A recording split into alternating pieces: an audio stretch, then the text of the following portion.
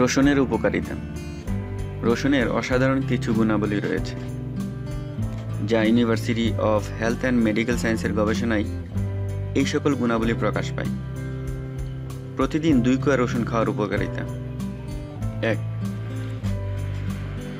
Heart attack, হৃৎপিণ্ডের সুস্থতা এবং কোলেস্টেরলের মাত্রা কমায়। 2.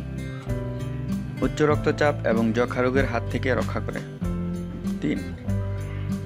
হজম শক্তি বাড়ায় এবং কোষ্ঠকাঠিন্যও সমস্যা দূর করে। 4.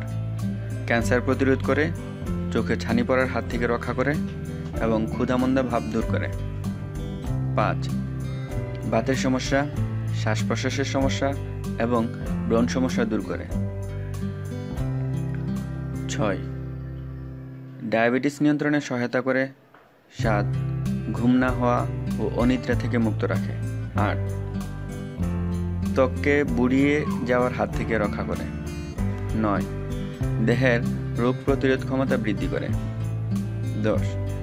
আঁচিলের সমস্যা, হুপিং কাশি, চামড়ায় ফুচকা পড়ার সমস্যা এবং শিরা উপশিরায় জমাট বাঁধা রক্ত ছড়াতে সহায়তা করে।